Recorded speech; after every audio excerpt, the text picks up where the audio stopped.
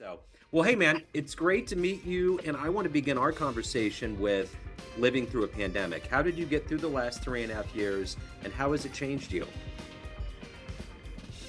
Great question.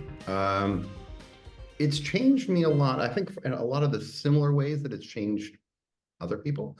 Obviously, the vast majority of us went remote if we weren't already remote or quasi-remote before that. Right in I guess, the middle of the pandemic, I actually ended up resigning from a post I had had for 15 years. Just because whatever, call it creative differences. And that's also the time I really started to hunker down and finish a book that I had already started. And it was interesting because it really made me transform the way I look at, I guess, the company employee relationship.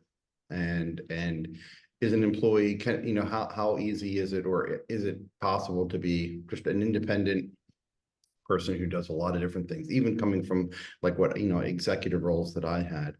And yeah, the answer is yes.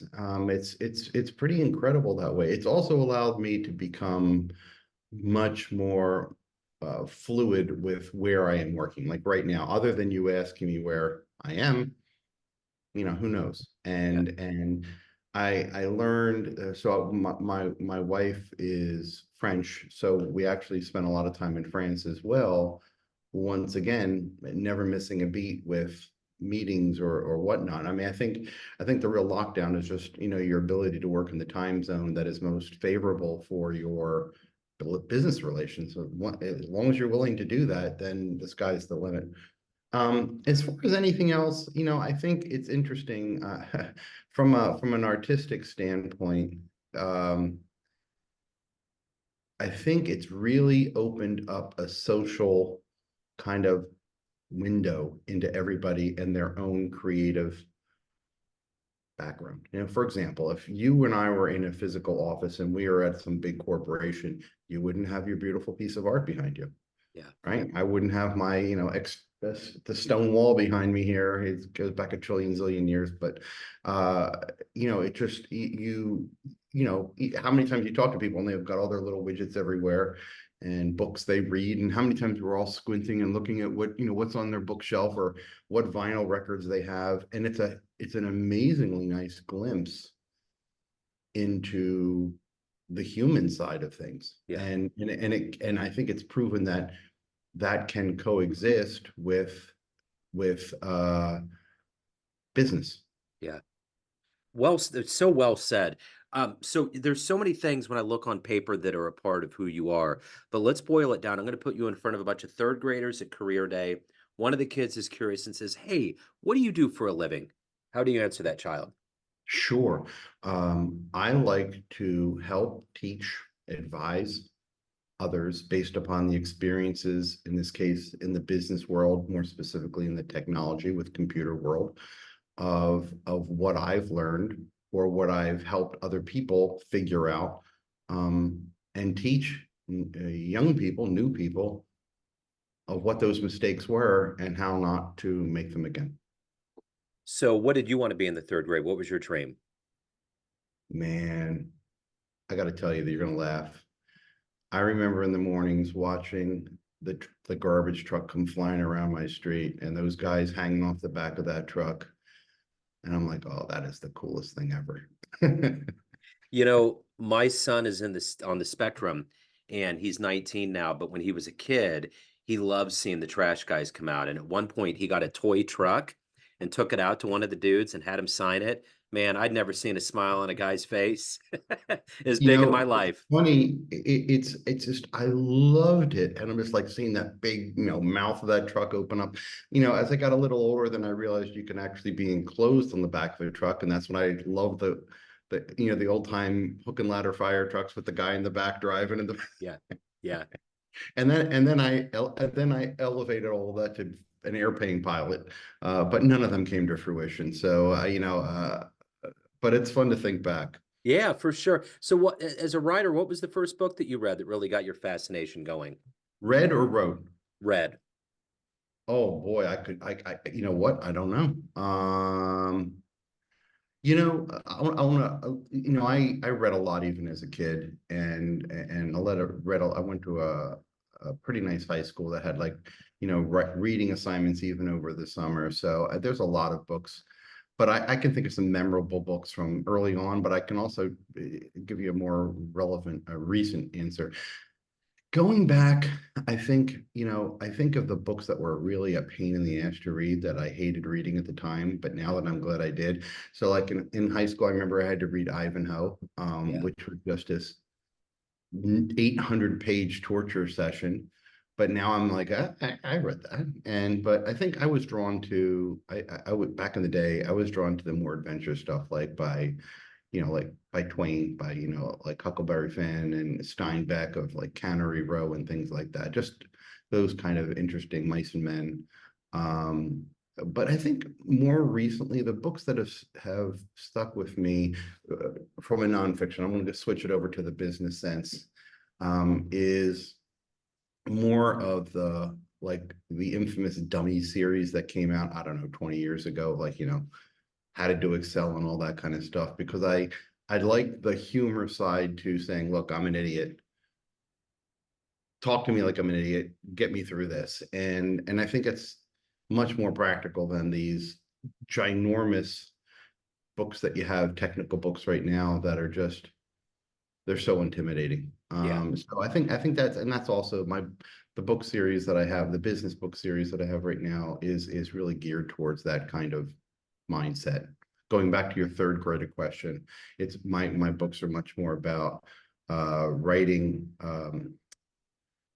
from a standpoint of let me I'm going to sit down and I'm going to show you examples of things that make sense at the time, but were really mess ups and happen so many times that I'm going to tell you about them so you don't make them yourself. And they're not technical, they're on technical topics, but they're not technical books. They're not intended to be technical books. They're Yeah. meant to be, people forget, just like your question earlier about COVID, technical systems, to lead a technical team, to lead anything in the business world, you don't necessarily have to be a technician. You don't have to be a programmer or a developer, because at the end of the day, where the rubber hits the road, it's still about people. And Yeah. it's poor adoption, poor training, people, wondering, why are we doing this kind of thing? And you have to cure all those, because you could have the best technology in the world. It really won't matter if people don't use it. I know that's an obvious statement, but I can tell you many times there's people who spends tens of millions of dollars and still haven't figured that simple thing out. Yeah, for sure. So who's been a hero for you in your life? Who's been an inspiration? You know, I would say my both of my, and I guess it's the answer that a lot of people give, both of my parents, just because they didn't come from a lot, but made a lot out of not coming from a lot through education and hard work. And then, they kind of put me on the straight and narrow early on to do what I do. As far as, a public figure, I'm not really sure I have one. That's really sad to say, but I think it's just, there's lots of people that, like there's a movie about Eisenhower that Tom Selleck plays the lead, and it came out, I don't know how many years ago, but it's called Ike, and it's just basically the weeks. It's not an action movie, but it's the weeks up to the D-Day landing. And I look at somebody like that, and not necessarily him, because I don't know enough, but when I see one singular person with the ability to cut through the clutter and make solid decisions, it's pretty impressive time. And then any of the early astronauts, I just like still don't get how they did what they did and put yourself on top of this huge rocket bomb. And I'm Yeah. like, we're going to put you there. Everything should work. Yeah, I can't imagine the stress level of that job. absolutely. So let me ask you this. If you can meet anybody on the planet right now and spend some time with them, who would it be? Anybody on my gosh, I have a very long list of people who it shouldn't be. Um, Who would that be? Okay, I tell you what, I'm going to go to the scientific route. If they could be living or dead, it would probably be Einstein. It would probably be Walt Disney. And living, although I don't agree with everything, I think having a cool conversation with Neil deGrasse Tyson would be pretty cool, Yeah. just because I love that whole expanse of the universe type of concepts and just understanding things so much that you realize that so much is still not explainable. And it's an amazing uh kind of paradox. It's like we know it has to be there, but we also know that that doesn't make sense, so that's pretty cool. That is pretty cool. So, you're obviously very highly motivated. You've been for a long time. What is your daily motivation to get up, to succeed, to help others, to be you? Right. What's that inspiration? um it's interesting. I think, also since the COVID times, I think I have understood how much I like public speaking, writing, teaching. I used to think of, a lot of people, if you think about your job, regardless of what you do, when you really boil it down, you're either, making sure things happen, making sure other people's can make things happen, or or picking up the pieces after somebody tried to make it happen and you try to make that happen again. So I mean, it's interesting because I think, if you would ask me a few years ago, it would have been about, deploying and figuring out what the best way to operate a certain, system, for lack of a better term, at companies. And now it's much more about um, informing others of how to do that. So how do I keep myself motivated? Because I think it's I think it's fun to tell a story, and it doesn't have to be fictional. I mean, it could be like what I'm doing right now, but it's still a story nonetheless. So I think what motivates me is just knowing that if I just keep going with it, another book will come out or another podcast like I'm doing right now will happen. I think that's the most fun. I mean, and also I think it's kind of like, mining for gold. It's like, when is the next really cool question gonna come down my path that somebody truly needs help? And that's another big thing that kind of gets me excited, is not necessarily someone who's willing to throw a bag of cash at me. It's much more, well, that's cool. It's also nice to figure out a problem that somebody has and they're coming looking for you for it. So, of all of the successes that you've had in business, what's been one of the best fan letters, one of the best success stories you've been involved with? Um, specifically speaking, I like when I'll just anonymize it, but it's when you bring on a big division or a big, regional, like, and I'll just think right here, like the country of Brazil. If you're going to be working with, mega companies in those places that have, you know, bringing them, and I'm not trying to say anything negative about Brazil, I'm just saying in general, it's about bringing, when you like do a merger, for example, with another company, and bringing, basically showing people the light of, this is the way the bigger new parent does things, and this is the way you used to do it, and then showing them the new way. And I've done that so many times that I don't know if I can think of anyone in particular, because they're all rewarding.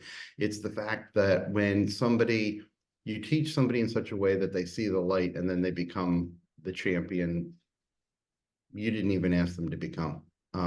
Conversely, that's also the biggest downside when you've taken, show, the cliche of, bring a horse to water but you can't make them drink. When that happens, it's heartbreaking. If people resist for the sake of resisting, and that's the human factor that it's very often you can't fix. I mean, you can't fix without really, twisting someone's arm, which is never fun to do. Yeah. So, let's say you have a dream tonight. You run into a 20-year-old version of you. you can give that young version of you a piece of advice based on the life you've led, the wisdom you've gained.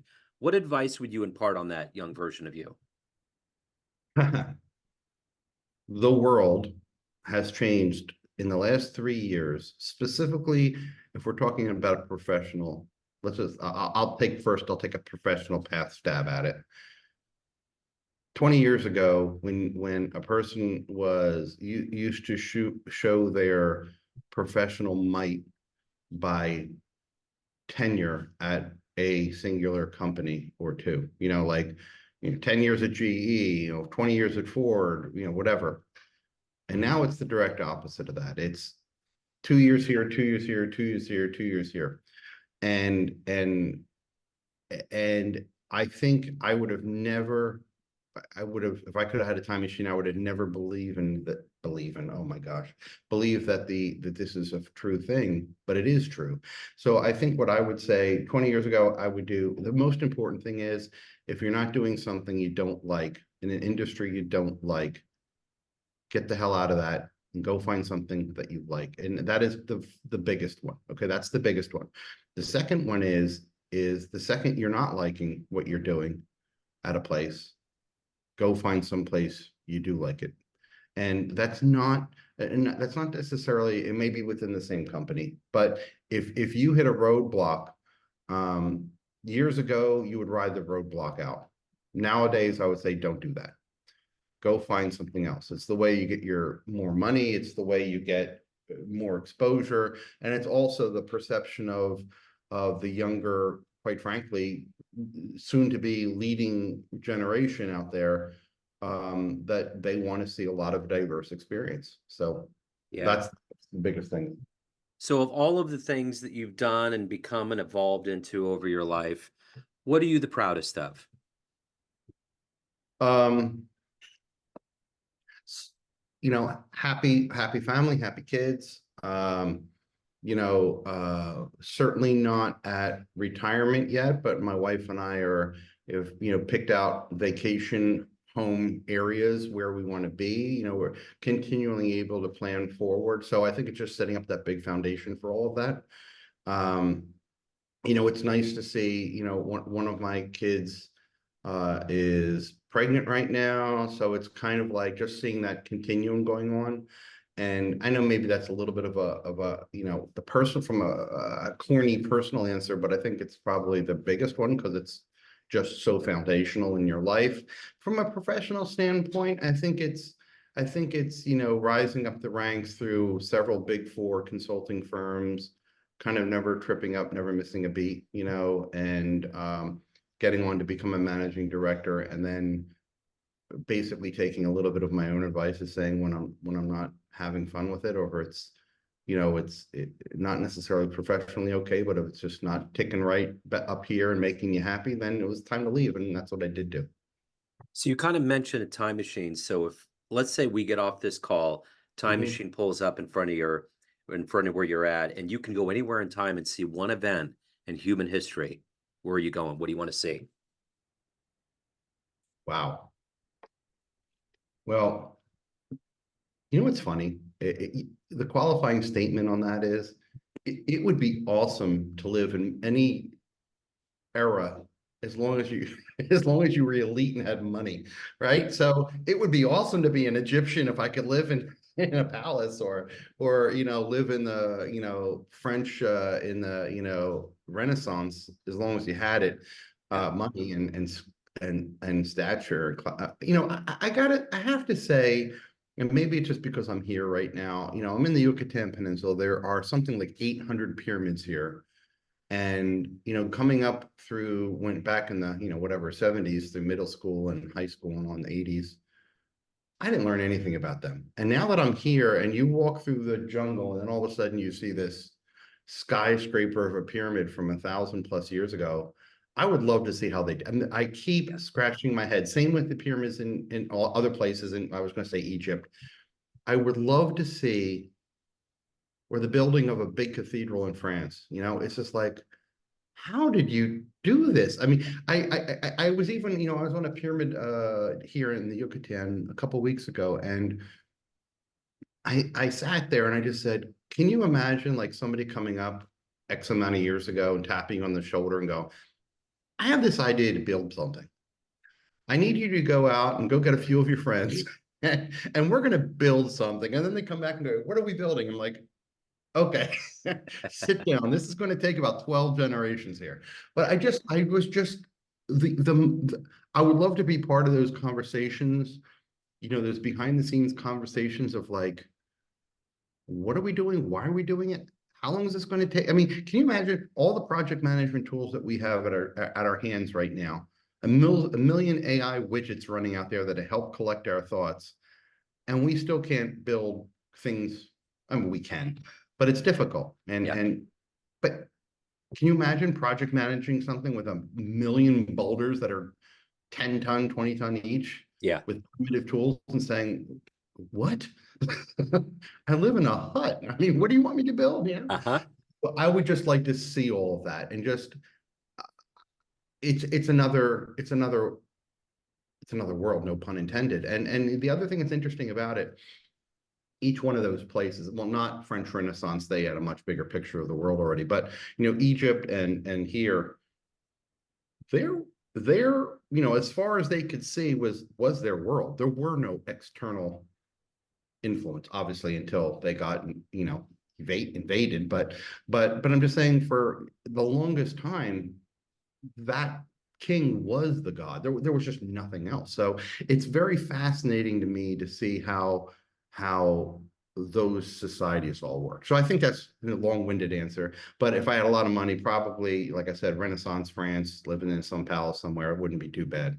Yeah, absolutely. So, Michael, everyone out there has a perception of you, family, friends, clients, colleagues, but you run the show. What's your perception of you? Who do you think you are? I don't know. It's a good question. I think I have a lot to say on a lot of topics. I think I like to help people. I like to teach. I think the biggest challenge for me is necessarily finding people who want to be taught or need to be taught, and who can listen and make some kind of bond at a corporate level, to move the ball forward. A mutually agreeable path forward. So, I mean, who am I? I don't know. I think I'm getting, probably, believe it or not, more quiet, more reserved. I think a lot of things used to bug me a lot more than they do now, which is good. Yeah, So anyway, I don't know if I answered your question, you but I guess did. it's hard to be that introspective on the spot. Yeah, no, that's great. No, I love that answer. So, if anyone wants to get involved with your book, if anyone wants to hire you, learn more about you, reach out, where do they go? Well, my website, and I can send you some links if you can post with it. But the website, to get a hold of me, is called Bitsia, BITXIACRM.com. That's my website. That'll have links to other podcasts that I've done and ways to get a hold of me. Obviously, I'm on LinkedIn under Michael Hudlow. And then, for sure, you can also write me at mhudlow at Bitsia, BITXIACRM.com. My book is available on Amazon, also via links on my website as well. And I have one book coming out in March, which is on artificial intelligence and customer relationship management, mess ups and things to avoid. And then I have a larger book that came out in September on mess ups in the pure CRM space. And like I said, it's really not. It's on a technical topic, but they're not meant to be read as technical books. Okay, excellent. Michael, thank you so much. Thanks for Thank your you. time. Have a wonderful 2024. You too. Take care. Take care, Thank sir. you.